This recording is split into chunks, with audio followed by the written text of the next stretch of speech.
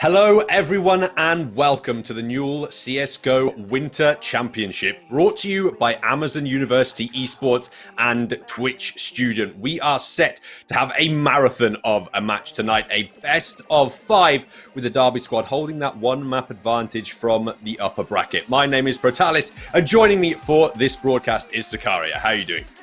I'm doing great, thank you. Yeah, it's good to see everyone again today, and this should be an absolute banger of a match, I'd say. We've got two of the best teams in the tournament, obviously. They're in the finals of the season. And if you were wondering how they got here coming into this map so far, we can have a look at this nice little graphic video for you to watch. Welcome to the Newell, the home of UK University Esports. In this video, I'm going to explain the Newell's tournament formats and what you can expect when you take part.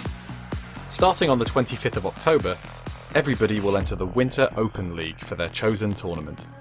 For the first 4 weeks, the format is a Swiss system. This means that you're automatically matched against teams of similar ability, and as the tournament progresses, you're ranked based on your team's performance. After 4 weeks, playoffs begin. The top 8 ranked teams, or in the case of League of Legends and CSGO, the top 4 from each region, qualify for the Winter Prize Playoffs, competing for the Winter Prizes. These teams also qualify directly into our varsity tournament. This is a highly competitive tournament for the very top teams, taking place over the spring term with very big prizes up for grabs. The next 8 teams are entered into the varsity qualification playoffs, where they'll play each other for the chance to get into varsity. Everybody else will be divided into groups of 8 based on qualification position, and they'll be entered into a series of playoff matches, playing for bragging rights and to determine their final position in the tournament. In spring, our Spring Open tournaments begin, and will be run to a similar format to Winter, with a Swiss league followed by playoffs. Spring also sees our Varsity tournament take place. Varsity will follow a round-robin format, with all the teams playing each other. After 5 weeks, the top 8 teams in Varsity go through to the Varsity Prize Playoffs to be in contention for the Grand Prize.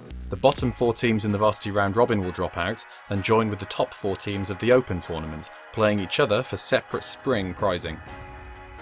As with Winter, the remaining teams in the Open tournament will play each other in a series of single elimination playoffs for final positioning and those all-important bragging rights.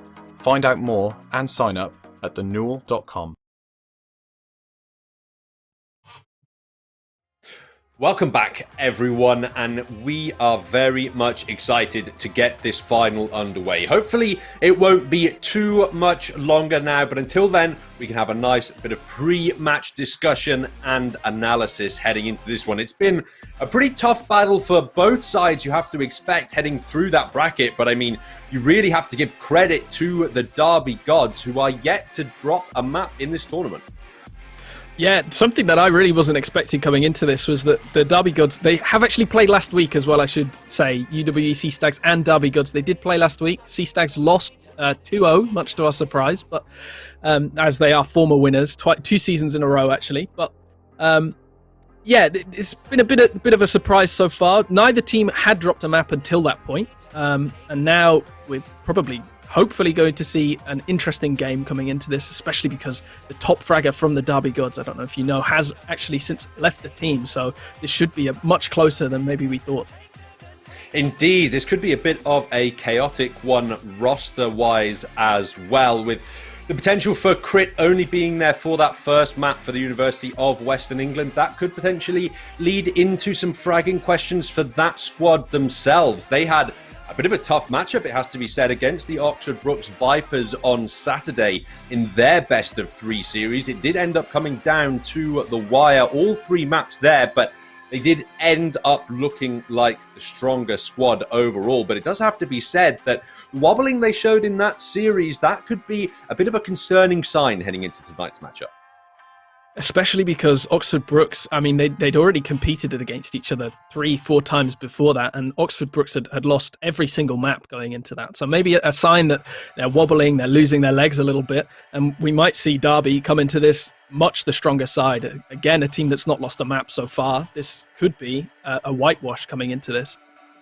Indeed, especially if they are well prepared and with that one map advantage, of course, that they are bringing into this best of 5 format. That means that we have a maximum of 4 possible maps to be played today, with obviously the two being banned out in those early stages. So it could end up being quite a marathon, but I think the real sort of point to sing home about the best of 5 format is there really is nowhere to hide. You only get that one ban, so you can take out the map you absolutely hate, which for a lot of teams is going to be Train, it has to be said, and then up until that point, you're almost at the mercy of your opponent's punish picks.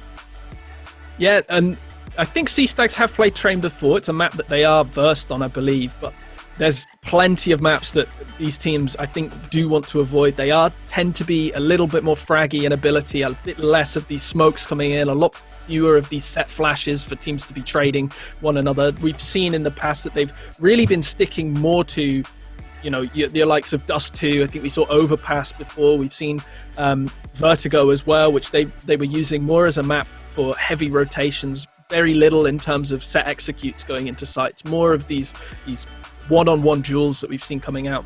So maybe we'll be able to see something a little bit more interesting coming into this. We might see a nuke, for example, that could throw both of these teams. I don't think it's one that either of them are particularly well versed on, but of course that's all going to come out in the map bans in just a couple minutes time. Indeed, I definitely have to agree with you, especially from the University of Western England's point of view. They really did seem to enjoy those looser maps across the rest of the tournament, especially that Dust 2 looking so strong against the Oxford Brooks Vipers on Saturday. I definitely think they'll be looking to try and bring that map forward into the pool, and that's where Derby potentially have the opportunity to take it out as the early ban. They already have one map in their back pocket, so if they can use their ban to remove their opponent's best pick rather than remove one of their own weaknesses, I think that could potentially work out in their favor, as they sort of have the advantage in this series, and they should then have the map pool on side through that early loose ban.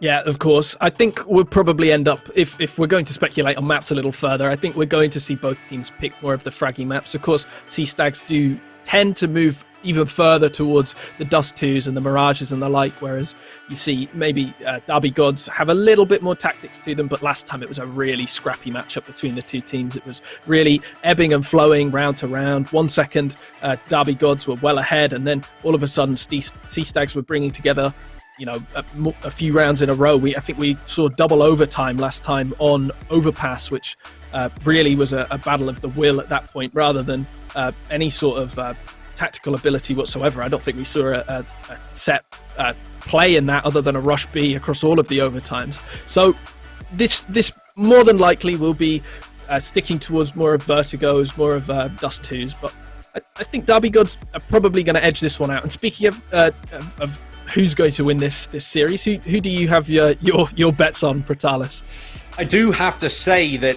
even with perhaps the removal of their star player, I do have to edge it in the favour of the Derby squads. Even with a fully comprehensive roster from the Sea Stags, they weren't quite as convincing as I'd have liked them to have been heading out of their match against the Oxford Brooks Vipers and then into this grand final. Especially on their last map of Overpass, there was a bit of a silly decision that they ended up making. They were something like 13-7 up on the T side. And so they thought, let's just rush into the B bomb site here, end the game as quickly as possible, break the CT economy, and the rest of that story. But unfortunately, that almost allowed their opponents a route straight back into the game and up towards a tied scoreline. And they really struggled on the T side, it felt like, to close things out until the very end of that game. And the decision-making from the UWEC Stags has been a little bit questionable for me on the games that I've been watching them. So on your word that the Derby Gods are a more tactical squad, I think I might have them edging things out tonight.